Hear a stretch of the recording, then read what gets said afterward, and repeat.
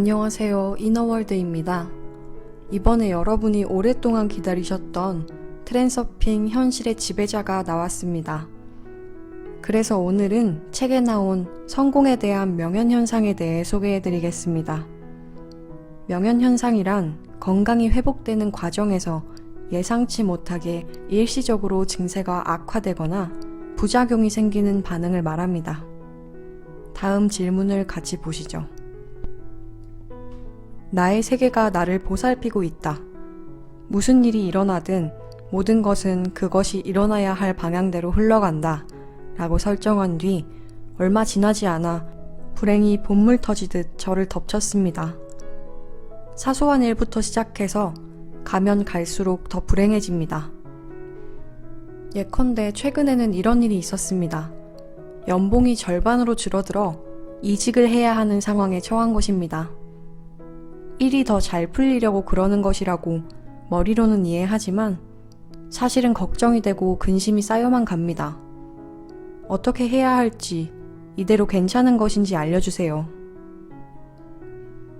이런 질문에 바딤 젤란드는 다음과 같이 말합니다. 당신의 현재 인생 트랙은 막혀있는 것 같다. 참고로 육체가 올바르지 못한 삶의 방식대로 살다가 건전한 생활 방식으로 옮겨갈 때 병적인 과정, 즉 명현현상을 동반하는 강력한 정화작용이 일어난다. 당신의 삶에서도 비슷한 일이 일어나고 있는 것이다.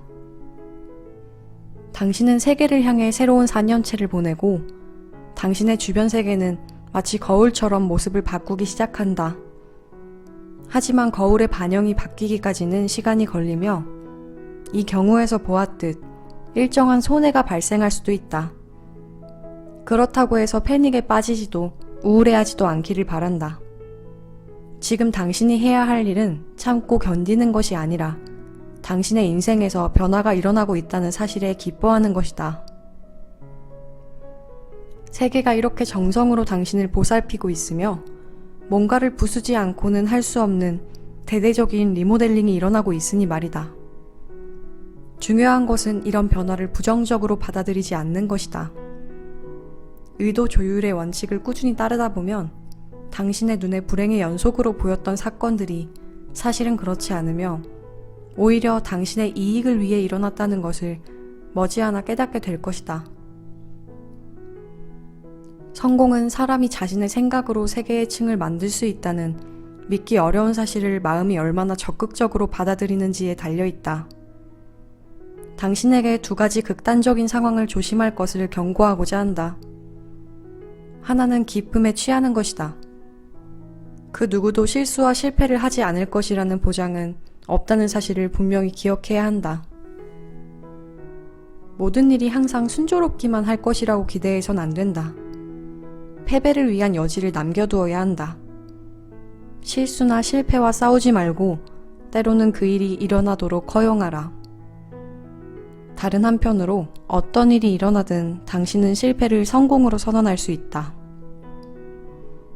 세계가 당신을 돌봐주고 있다고 믿기 시작한 이상 당신의 마음은 무엇이 정말로 좋은 일인지 모를 수도 있지 않은가. 그건 당신의 세계가 더 잘 알고 있다. 현실의 주인은 바로 당신이다. 그러니 당신이 가진 권력을 사용하여 실패로 보이는 것이 사실은 당신의 성공을 위한 것이라고 선언하라. 두 번째로 주의할 점은 긍정적인 태도를 의무라고 생각하며 항상 만족감을 가지라고 자신에게 강요하지 말아야 한다는 점이다. 긍정적인 기분은 어떤 일이 당신에게 이롭다고 확실하게 인식될 때 따라오는 결과여야 한다. 당신은 그저 당신의 태도가 세계의 거울에 비친다는 사실을 자각하기만 하면 된다. 하지만 그것을 의무라고 여기진 말라. 당신은 당신의 세계를 지배하는 자유로운 왕비가 아닌가. 뭔가에 만족하지 못하는 것도 변덕을 부리는 것도 당신의 권한이다.